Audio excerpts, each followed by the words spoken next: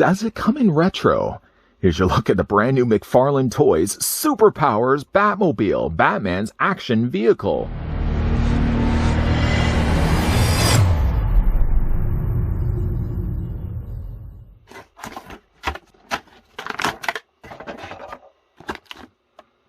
Batman operates from the large caverns below Wayne Manor. He is constantly developing new technology, vehicles, and weapons to aid his never-ending crusade against crime in Gotham City. From the dozens of models of his Batmobile, Batplane, and Batboat to the simple gadgets in his utility belt, Batman is always ready and ahead of the technological curve. Apparently, the time had come that the Cape Crusader needed a new set of wheels. And before we get a closer look at the new set of wheels, let me first thank the folks over at McFarlane Toys that did provide this sample of the brand new Superpowers Batmobile that we can have a look at this review. I'm really excited to get down to looking at all the details and show you guys all the features that this vehicle has. It may not have as many as perhaps the original Kenner one, but it does still have a few little hidden things. I'll show you guys in a second. I'll also, of course, bring in the other Superpowers vehicles we've looked at, and I'll do a couple of comparisons, but I don't want to get too ahead of myself. The first thing I'll do, though, is measure off the length of the vehicle. If I can reach that far back, from the back of its fin to the front of the vehicle's bumper, you're looking at the Batmobile being about 13 centimeters in length, or 13 inches in length. To flip that around, then you're looking at the vehicle being about 34 centimeters long. As for a couple of comparisons, though, let's slide over the Batmobile, and while still sticking with the stuff that we got from McFarlane's team, flying in here is going to be the Batwing. Now, the Batwing is a lot smaller. It is also only a single-seater, while the Batmobile at least can sit both Batman and Robin. If you look at really just the length of it, I would say like the Batmobile is what? Twice as long as it is the Batwing. The Batwing, though, does carry over, or I should say the other way around, the Batmobile carries over that familiar navy blue, as well as the canopy being in an orange and the fins in black. All the same things that carried over from the original one. Now, just to slide this one out of the way, another vehicle we can also bring in is the Supermobile. The Supermobile, size-wise, is a little closer in scale. If you include, of course, the fists on the front of it, it's about the same length as the ride that Batman drives around in. And speaking of Batman's rides, if we were obviously going to be looking at the newer Batmobile, I did want to bring in the original Batmobile so you can see the difference between the two. Lengthwise, if I can just actually hold them up here, they're about the same length. This one is not maybe as bright of a blue as the one we get right here, but you can see there's a lot of inspiration that has been made between the original Batmobile from Kenner and the one that we're getting here from McFarlane's team. Some of the similar things, for example, is not only just the coloring of the body, but it does also still have the bat symbol on the side. And they have also carried over the bat symbol a little bit, granted bigger on the newer Batmobile than the one we got from Kenner before, but a lot of the very same similar features.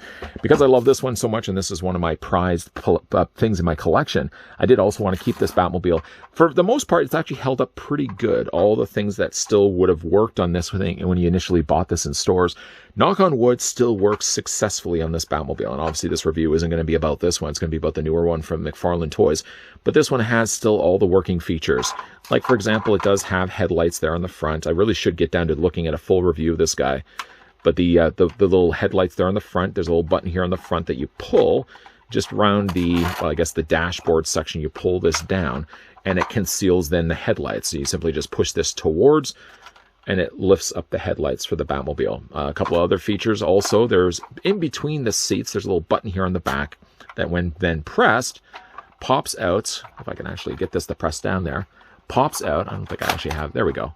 Pops out. Pops out. It should actually, there you go. It should release these on the back. I think if anything on my Batmobile, this is the one thing that's sort of starting to go. It doesn't work really as well as it did when I maybe had it a few years back, but that just locks back into place. And then the other thing, of course, is the fact that there's a little lever here in the front that then when pressed, ejects the front bumper. And luckily that still works also as well. The newer Batmobile has similar things to that. Actually, you know what? We'll just move the Batmobile. I really just wanted to keep this one actually in the entire review, but clearly, as we are wanting to look at the newer one, should really spend more time to actually dedicate to looking at the new Batmobile. But there are a couple of features on this one, so it's not completely absent of a gimmick. One of the gimmicks actually is the fact that on the back of the Batmobile, just in between the fins, which did have to be installed, you just had to take the fins and snap them in the provided grooves on either side. Fairly easy to do. But on the back of it, actually, you'll see like there's a canopy. If you lift the canopy up, it first of all makes a rather not annoying, but a very unusual sound, something I'm not used to hearing. Let me just, actually, you know what? I'll just hold the thruster down here for a second. I just want to lift this on its own. I'm not sure specifically what's making that noise. It could just be the fact that the Batmobile is hollow plastic, and then it's just got ratchet joints on either side, but it's hard to kind of place that. I think what it actually is there's these little clips of plastic on either side of that, and that's the thing that's actually hitting it. Now, the only thing about that, though, probably you're thinking the same thing I'm thinking. The number of times that you're going to do that, eventually, if you're not careful, these clips probably will eventually break. So I'm not going to do this too often, but that's probably the thing that's making those weird sounds. But when you actually do lift up the canopy, what it does do, though, is it releases thrusters on the back of the vehicle. And like always the case with Batman, he has to identify everything on his vehicles and his gadgets with a bat symbol. Even the thrusters on the back actually are in the shape of a bat wing, even though you're only really looking at the head. So you get 2 thrusters, 2 main ones on the top, 2 slightly smaller ones on the bottom. I wish they could have actually added a few little stickers inside of that, if those are going to be thrusters. They have applied stickers on the bottom tail lights. I wish they could have done something similar here for the thrusters, so it actually did look like thrusters. But this just, again, it's just not a spring, so it's not really going to hold down unless you're actually taking the canopy again and folding it down in place. But for at least right now, let's lift this back up, and you can kind of just then, well, you can kind of have the canopy sort of sitting on top. I don't think it really has any other purpose. It's not as if you can bring this any further than what it is, where you'd be able to tuck then the canopy underneath it, sort of ends up giving a little bit more lift on the back of it. And actually, in one way, by doing it the way that they've done also right now, it sort of does replicate similar the way that the original Batmobile would have had windows on the front and windows on the back, although it's sort of just giving you a kind of a makeshift version of that by having the black canopy being the top part of the cockpit. The other thing that the vehicle does also have is, like the original one, it does have a battering ram. The battering ram, luckily, doesn't require you actually having to go into the seated area to press any of the buttons. Rather, instead, all you really have to do is take the bat head, or the symbol on the front of the vehicle, and push it up. That's all you do. And while pushing it up, what it ends up doing is it pops out the battering ram on the front of it. Fairly effective. It seems to have worked every single time, so I have no real issues with that. I like the fact that they did incorporate still things that are a functioning gimmick on these. Carry, again, as a reminiscent sort of throwback to the original Batmobile. The Batmobile also, of course, does fit in two characters. You can fit in two-seater, so of course you can take yourself, say, let's just put the vehicle down here for a second. You can take yourself Batman. Just for this, of course, it will require you to fold the legs in of Batman, and then you're just going to slide him in. I think, personally, Robin's a little too young to be driving around the Batmobile, and of course you're going to want to make sure that Batman's cape is tucked down in there also as well. Batman sits fairly low enough down in the seat. You can see just before we actually put in the Boy Wonder that there's some sticker applications. Maybe I'll actually take Batman out for a second. Stickers have been applied to the middle console, stickers on the side of the seat, and stickers on the front section just where the steering wheel is, and on the passenger side as well. Luckily, you'll be happy to know that none of the stickers were required, so I didn't have to put them in myself. They were already there. So let's go ahead and slide Batman in. He sits fairly well, of course. The only thing about it, though, is you're going to want to make sure that the cape is tucked enough in there as well. And then the other thing, of course, being that this is a two-seater this time around, we can actually take ourselves then Robin. And Robin, we're going to do the exact same thing. We're going to fold his legs, and then again, we're just going to want to tuck the cape kind of in there. And then you got both Batman and Robin sitting inside the Batmobile. Now, really, this is no different than the original Kenner one. The Kenner one originally would have had, again, still two-seaters, one for a section for Batman, one for a section for the Boy Wonder. So, I'm glad to see that they carried over to that. The vehicle rolls quite easily, actually. There's no real difficult time at all to spin the wheels, and like the original one, it does have, again, like those large bat symbols on the sides. I feel like maybe like the size of the bat symbols are maybe a little too big, or maybe shrunk them down a little bit bigger, because I think they take up way too much real estate space on the sides of the tires. But it does spin really well, both the front and the back. There is a sticker application of the bat symbol there, similar to the one that we got from the Kenner one, and that's the case on both the sides. And there's also some sticker application, or it possibly even could be painted on the front of the front headdress or crest section of the Batmobile, as well as taillights, or headlights, I should say, on the front of it as well. It does look good. I don't know if it will ever top really the one that we got from Kenner. Kenner just had a lot of cool stuff going on for it. One of my favorite things about the Kenner was the fact it had the very large bat head there on the front.